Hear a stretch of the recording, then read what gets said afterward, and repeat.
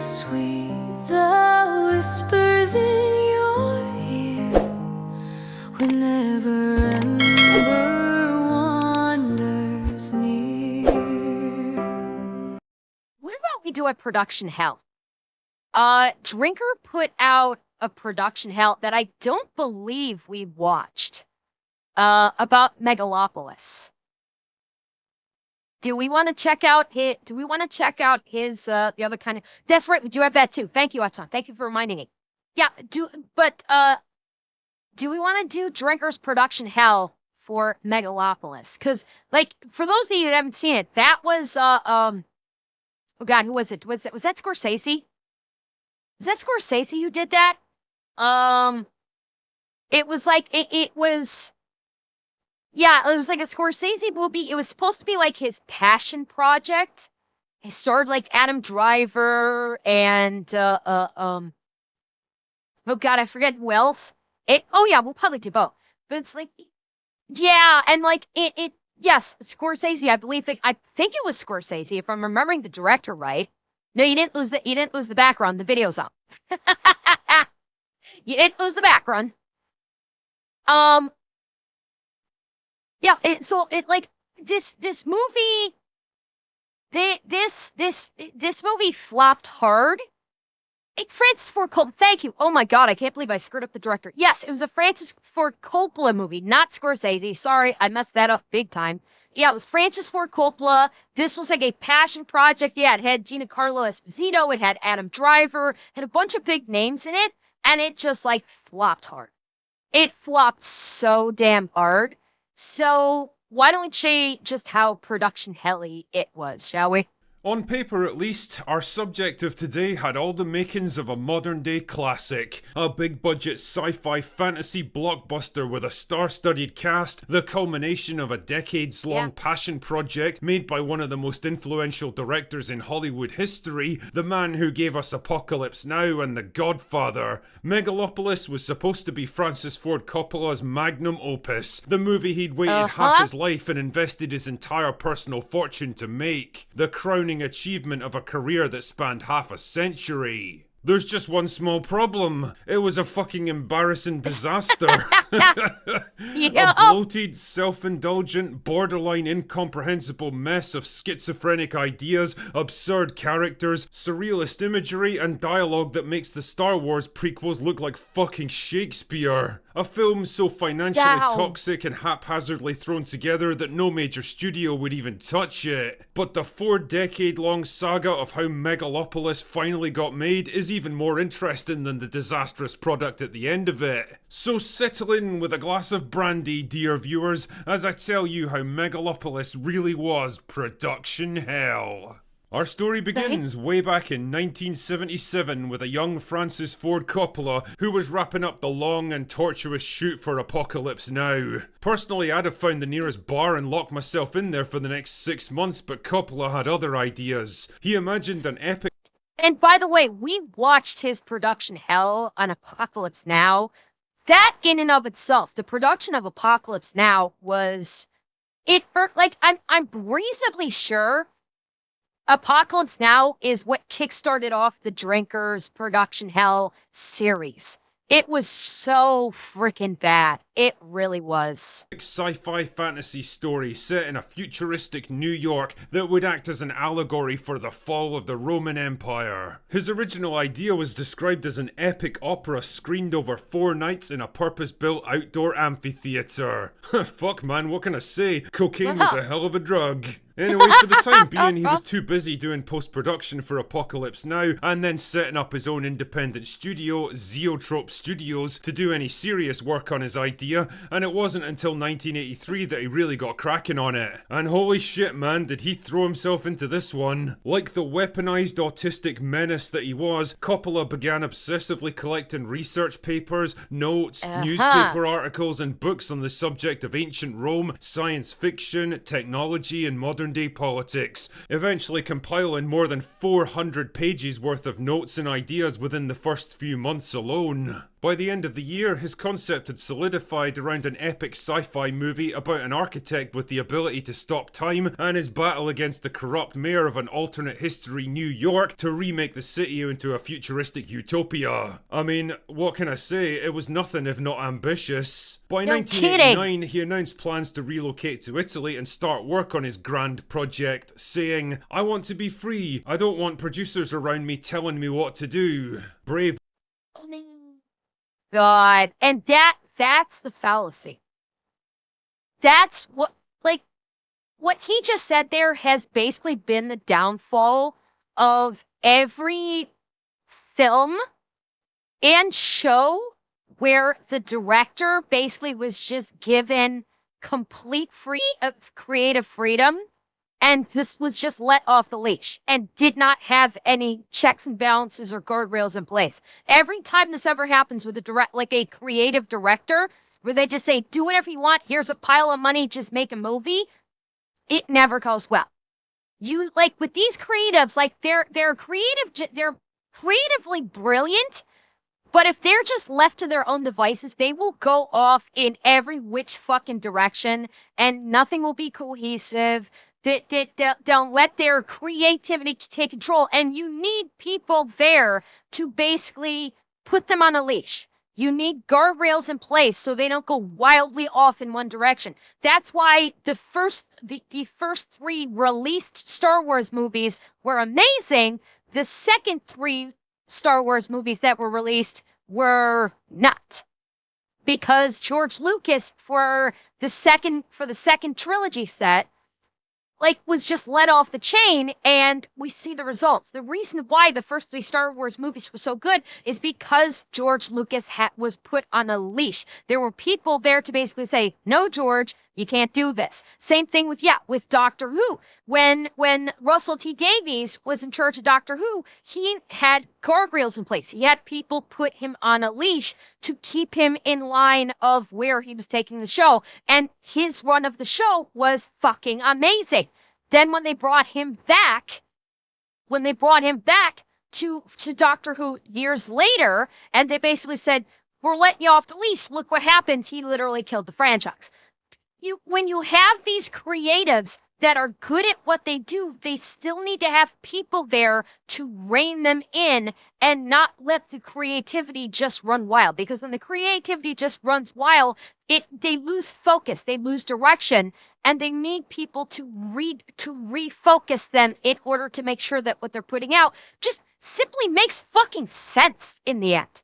Words and deeds. Unfortunately for him, the projected shoot never happened, partly because the script still wasn't ready, and partly because the film was too big and ambitious for the resources of the time. Instead, he decided to work on The Godfather Part 3, which, you know, he probably shouldn't have. Once again, though, he confidently announced the following year that Megalopolis would start filming in 1991, but once again he had to postpone it until the late 90s because his studio had racked up huge debts after a series of box office bombs and needed cash urgently. Instead, he was forced into the humiliating position of being a director for hire, producing forgettable slop movies like Jack and The Rainmaker to make enough money to keep the lights on.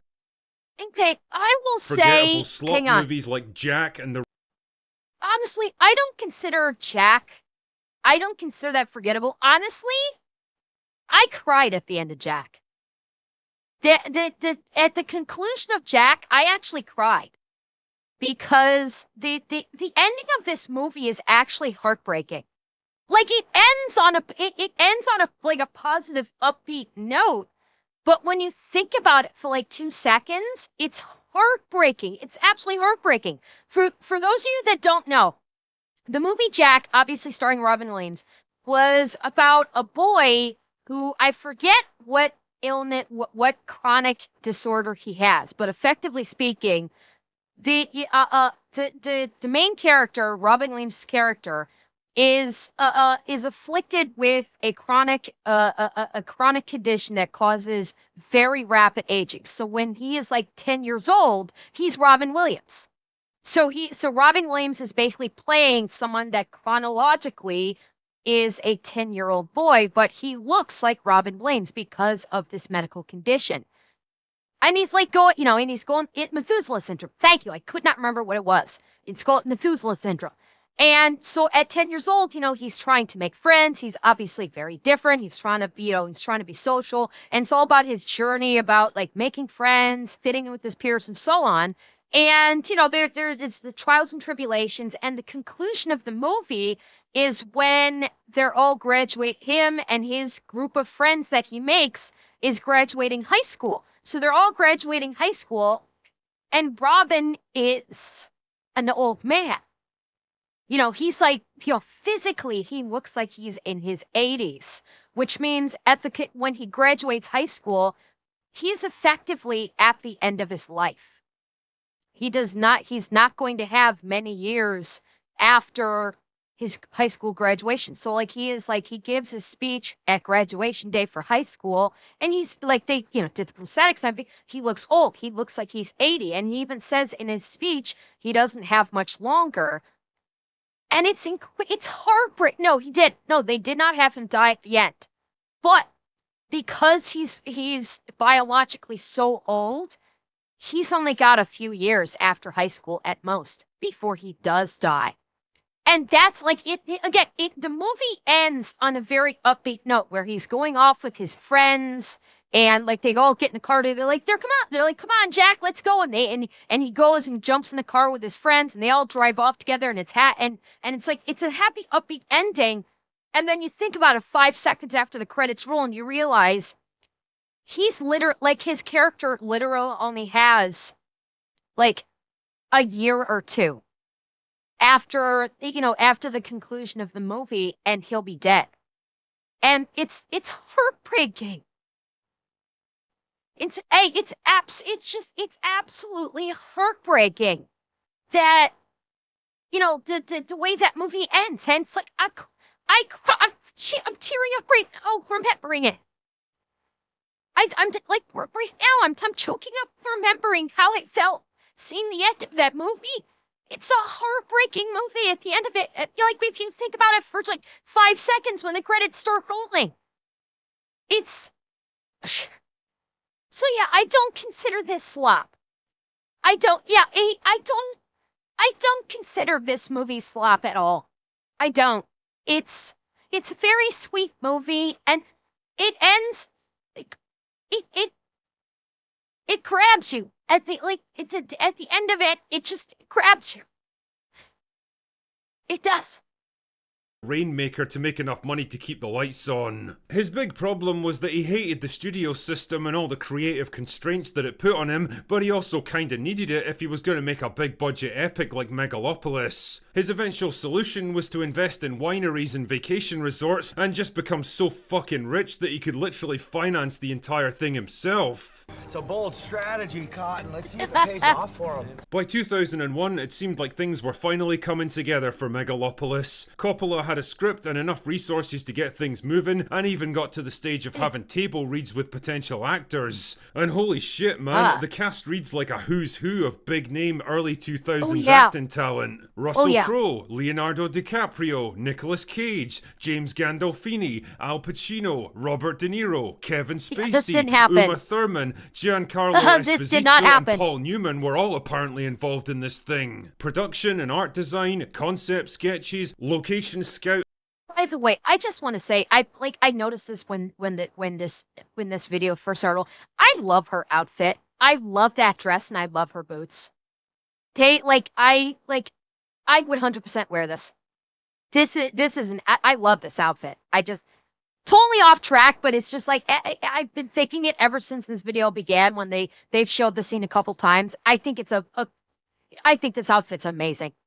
In and even second unit shooting were all underway. Now, finally, after 2 decades of disappointments and false starts, it seemed like Megalopolis was happening at last. Then, disaster struck. The September 11th attacks put the brakes on the film once again. The concept of an eccentric architect trying to rebuild a New York that's been destroyed by an epic disaster was a little too close to home for Coppola, and he backed away from the project yet again. Jesus Christ, this film's had more false starts than Superman Lives. It would be more than a decade before Coppola finally returned to the project, this time determined to hammer together a revised script and get the fucking thing made no matter what. He was probably well aware aware that time was marching on, and if he waited much longer, he'd be too old to direct the thing. He even went on a strict fitness regime and dropped more than 80 pounds to get in shape for the project. In 2019, Coppola announced for like the 5th time in 30 years that Megalopolis was finally happening. He sold his wineries and resort businesses and used the proceeds to finance the entire project with his own personal wealth. I mean, shit, man, say what you want about the guy, but you can't accuse him of being a coward, that's for sure. Casting was underway, and pretty soon, Adam Driver, Jon Voight, Giancarlo Esposito, Aubrey Plaza, and Shia LaBeouf had all signed on. Yeah, it wasn't exactly the acting dream team he'd assembled in 2001, but fuck it, at least the film was finally happening, right?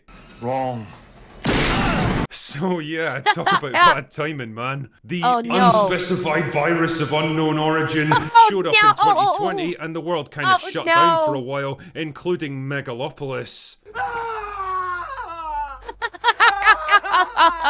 Jesus, I'm convinced that somewhere, somehow, a voodoo witch doctor must have put a curse on this movie, because there's no other way to explain all the disasters that kept derailing it. It's like the universe itself was conspiring to stop this thing from happening. Anyway, a pesky virus wasn't going to be enough to stop the guy who soldiered through Apocalypse Now, especially when he had $100 million of his own money invested in it, and production finally got underway in November 2022. And that's when the problems began. As if we didn't have enough already. The initial plan was to shoot most of the VFX scenes in a virtual production volume at Trilith Studios, but when that turned out to be way too expensive, they had to resort to old school green screen instead. And well, you can tell the difference, that's for sure.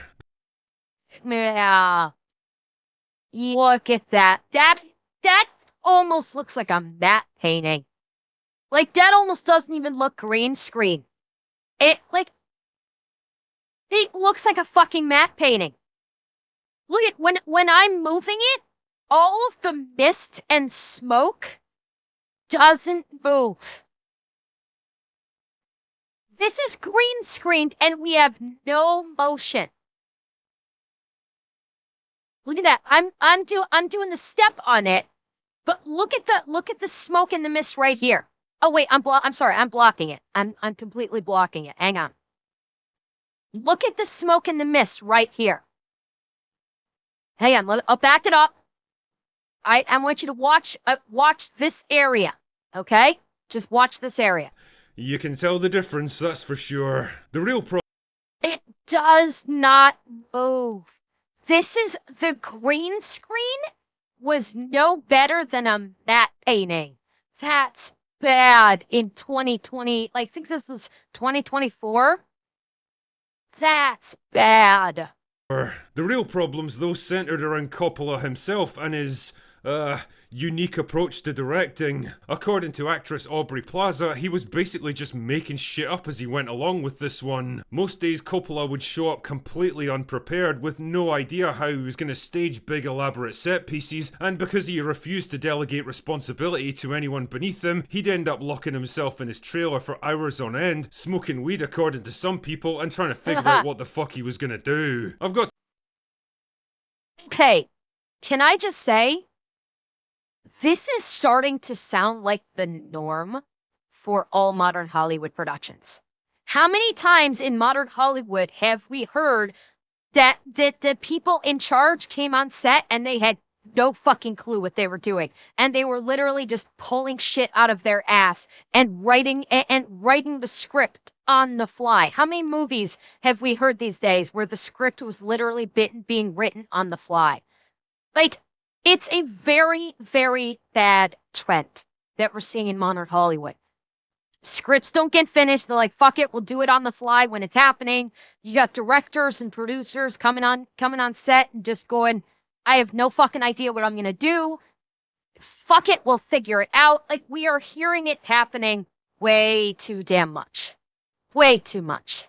I've got to admit, I kinda love the idea of this 82-year-old man sitting in the middle of his $100 million movie that he paid for, getting quietly stoned and refusing to talk to anyone. Yeah. Fucking legend. Whenever he did emerge from his Mary Jane lair, he wasn't much more use. He'd come up with new ideas and scenes literally on the spot, forcing actors and crew to change their entire plans for the day ahead. He became obsessed with one particular shot that needed an image projected onto the side of Adam Driver's head, and wasted 6 entire hours getting it just how he wanted it. The relationship between Coppola and his visual effects team soon went downhill, and within a month he'd fired half the department. The other half soon quit in solidarity, including the VFX supervisor. By January the following year, the production designer and art director both quit, along with their entire departments, citing an unstable work environment. They weren't the only ones having problems with Coppola. A nightclub scene featuring a bunch of topless women as extras, because, you know, of course, became the site of more controversy when Coppola was caught on camera getting a little too affectionate with some of them. Reports from the set differed about what was actually going on here, but one extra filed a civil lawsuit against him for civil assault, battery, and harassment. Variety soon got hold of the story, which prompted a $15 million lawsuit from Coppola demanding a retraction. Instead, they went all in and published even more articles about his alleged misconduct on set. A neat little example of the Streisand effect in action. All these delays, firings, and lawsuits were causing the budget to rise sharply. Now, normally this wouldn't be too much of a problem for a big studio who could eat the extra cost if they had to, but when you're paying for the whole thing yourself, well, every penny counts. As Coppola himself admitted, they had a $100 million budget and a $20 million contingency fund, but if the whole thing crept above $140 million, he was fucked. That might partially explain why the movie wrapped production a week ahead of schedule, because there just wasn't enough money left to keep it going. According to Coppola himself, the film was on budget around $120 million, but according to other sources, it had crept up to $136 million. Either way, with filming finally wrapped, Megalopolis went into post-production, and in March 2024, it was ready for its first private screening to executives with the aim of securing a distribution and marketing deal. You sure about that? You sure about that? Instead, the results were fucking disastrous. The big distributors could sense a nuclear bomb incoming and refused to even touch it. Running out of options, Coppola courted smaller distributors like A24, but eventually Lionsgate stepped in and agreed to distribute it as long as Coppola paid for the marketing costs himself, probably adding another $20 million to the budget. Son of a bitch! Even that was mired in controversy though, when the marketing teams were forced to remove fabricated praise for the film to try to drum up interest, as if people wouldn't notice that they were just making up fake quotes from actual outlets. September 2024 would prove to be Judgment Day for Megalopolis and its creator. A 40-year journey of false starts, failures, and disasters, with $100 million hanging in the balance. His reputation, his artistic legacy, and his entire financial future now hinged on. By the way, I want to point out something. You notice who's missing from this photo op right here? Anybody notice a conspicuous absence in this lineup of cast members? Yeah, where's Adam Driver? You know, the star, the lead. Well, Shy-Eye's like, okay, so Shy-Eye's not their big fucking deal on that one. But Adam Driver is the literal star of this movie. He is the primary actor. He was the face of this movie. Where is he? This is a cast photo op for to promote the movie, and he's not there. This film being a hit. Yeah. Now, you don't need me to tell you that Megalopolis was one of the worst box office bombs ever released, bringing in just $14 million against a $136 million budget. Did Drinker just say 14 million? Ever released, bringing in just $14 million against a $136 million budget. Oh my god! That is... I did not realize it brought in that little. I knew it bombed. I did not realize it bombed that fucking hard. Holy shit. That is horrific. That's like, it literally brought, it made 1% of its budget. Maybe 1.5% of its budget back. Holy shit. That's like career ending. Like, Coppola's, like, he's too old for it anyway, but, like, that is, like, career ending. And getting absolutely obliterated by critics. Nobody was interested in watching this turd. It was a movie completely disconnected from the modern film industry as anyone understood it. A passion project apparently made by and for one man only. Francis Ford Coppola. Great plan. Thank you. So what's the final verdict on this movie? Was it nothing but an incoherent, self-indulgent vanity project from an artist well past his prime, too rich to be told no and too stubborn to accept his own limitations? Or in 10 years' time, will the media literacy crowd be making pretentious 5-hour-long videos explaining how it was really a bold, misunderstood masterpiece that you were all just too stupid to appreciate? There's always going to be those. No matter how bad a movie is, this is one thing you can be certain of in this day and age. No matter how bad a movie is, there's always going to be those actually people that are always going to say, you don't understand the genius of this movie. This was one of the greatest movies of all time. You plebs are just too stupid to really understand it. There will always be those types nowadays. Why? Because there's always got to be a couple people that has to be like, I actually know so much more than you, and because I'm a loser, I need to show that I'm actually not a loser by pretending I'm actually very smart, and that I actually understand something that you can never understand, and therefore, if I understand it when you don't understand it, that means I'm very smart, and you're just a dumb pleb. And see, are you understanding what I'm saying here? Yeah. There's always going to be a few. Well, I'll leave that judgment to posterity. But no matter what else you might think about this film and the man who created it, I have to admit, I kinda respect Coppola just for getting the thing made. The man had an artistic vision, that's for sure, and he was willing to sacrifice half his life and all of his accumulated wealth pursuing it. And in a world of creatively bankrupt studio slop like The Mandalorian and Grogu, maybe Hollywood could use a few more Francis Ford Coppolas these days. Anyway, that's all I've got for today. Go away now. Holy.